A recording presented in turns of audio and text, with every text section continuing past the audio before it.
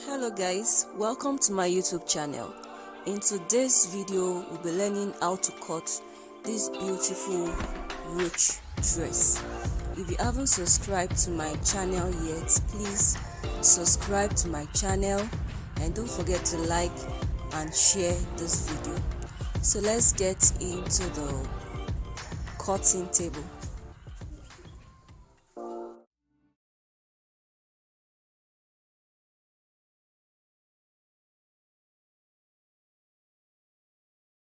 So I have, if you know how to draft a basic pattern, then you'll be able to do all those markings.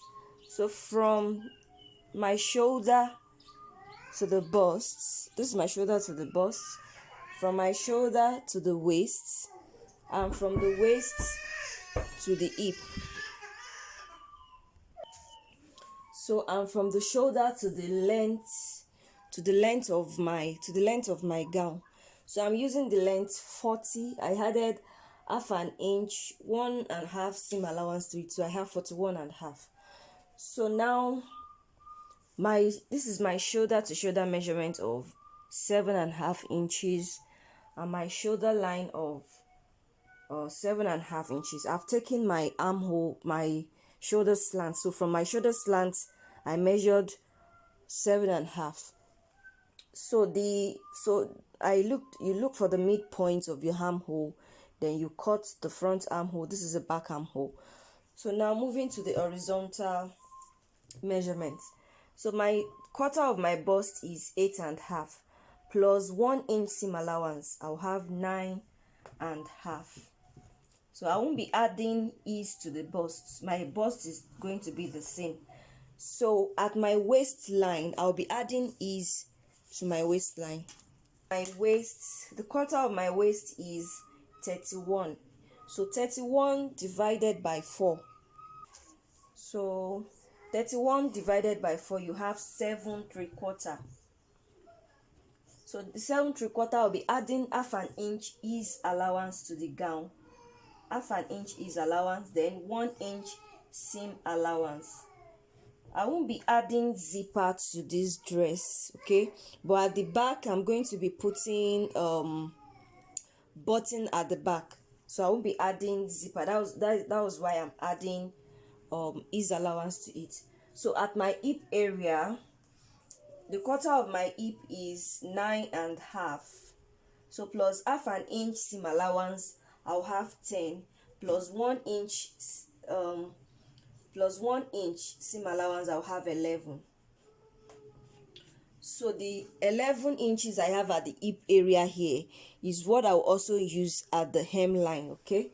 I'll be using that at the hemline as well. This is the hem of my dress. I'll be using 11 inches as well. So I have 11 inches here already. So now the next thing to do is to connect the lines together.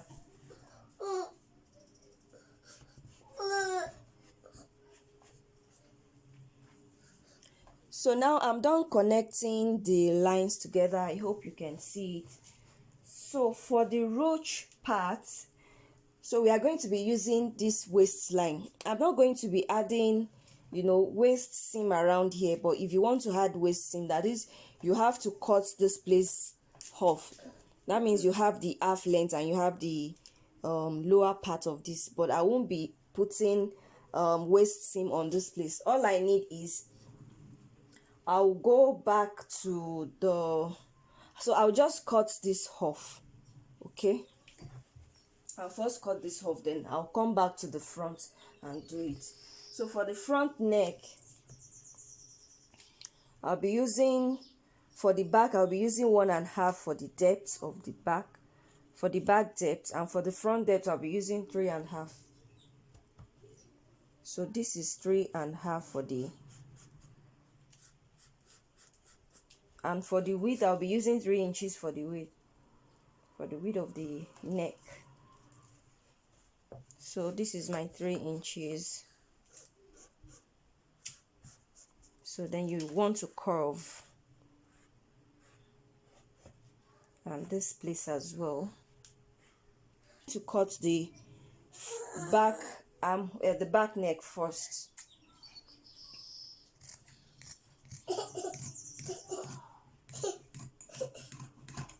So once you are done, you cut the back armhole too before you cut the front.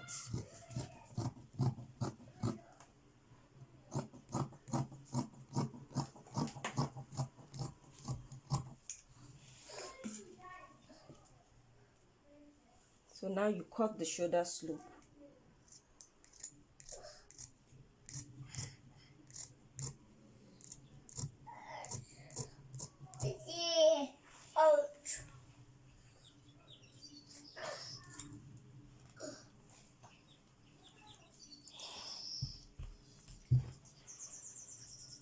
Then you also go ahead and shape your gown.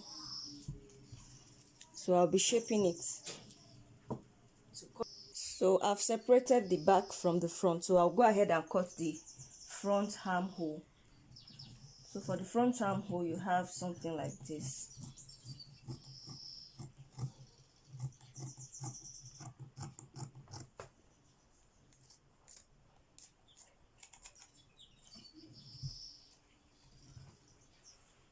So I'll also cut the front neck as well.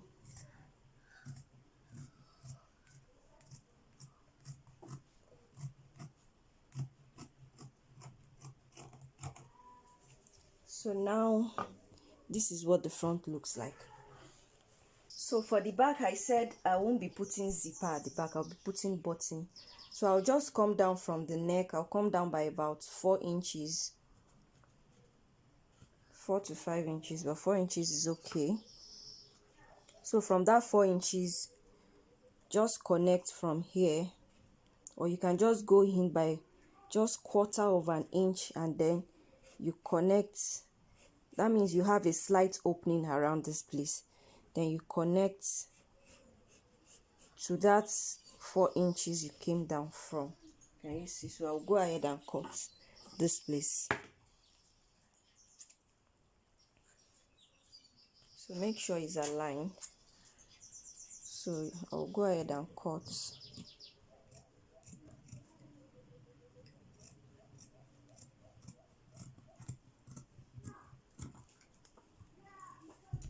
So this is what the back will look like once you are done. Can you see? It should look like this once you are done. So you can, I'll be putting button around here, so you can use your bias to finish the neck up, and also the front you can use bias to finish it up, and you can put facing if you want. You mark on the wrong side of where the ruche is going to be. Okay, so I'll fold it now and do it. You can do it on any, you can do it on the side, you can do it on both sides, you can do it on one side. So I'm just doing mine on one side. So now to determine where the ruche is going to be, just use your nipple to nipple measurement. So my nipple to nipple measurement is 3.5. So from the center you measure 3.5 from the center. So this is my 3.5 here. From your waist, okay, that's where it's going to start from the waist. You can see I marked my waist around here. So you measure that 3.5 through, all through to the hemline. You measure it up to the hemline. So you see what I'm doing.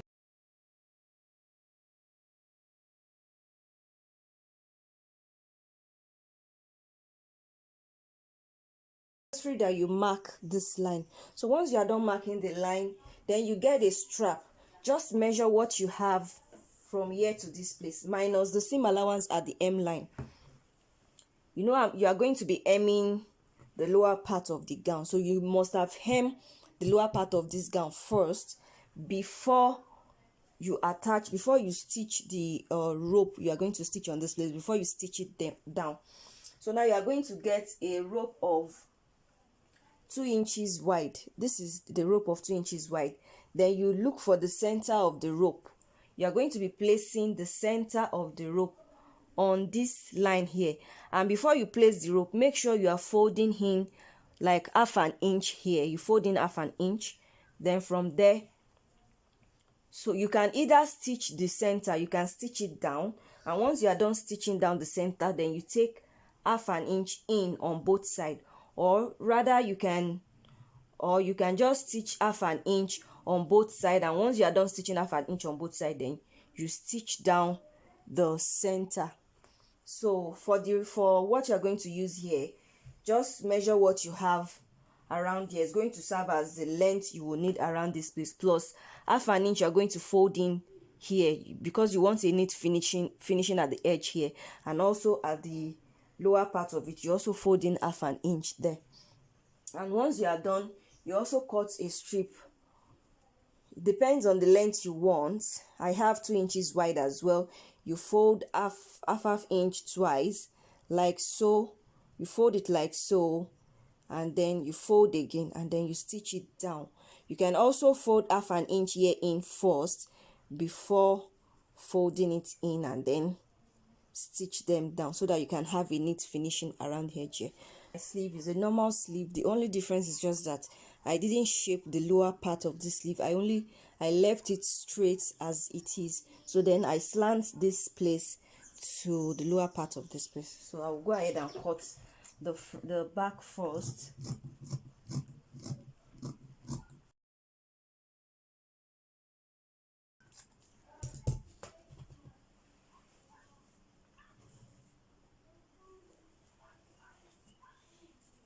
So you open it up to cut the front, to cut the front armhole.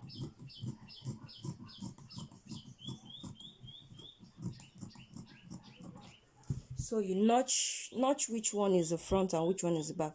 So I'll be notching the back, so I'll know which one is the front and which one is the back.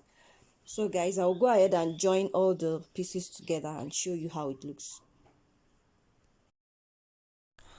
So I've gone ahead to stitch the rope together. For the length of the rope, just use what you have from the waist to the hem of the gown and add extra inches to it. So you can see the casing where the rope is going to pass through. I first of all stitched down the center, and then I took half an inch on both sides. You can take half an inch or quarter of an inch on both sides. And when you are done passing the rope inside from the lower part here, once you are done passing the rope in there, you want to stitch it down to secure the rope. Okay, you stitch it down at the waist area here. You can see this place. You stitch it down around there.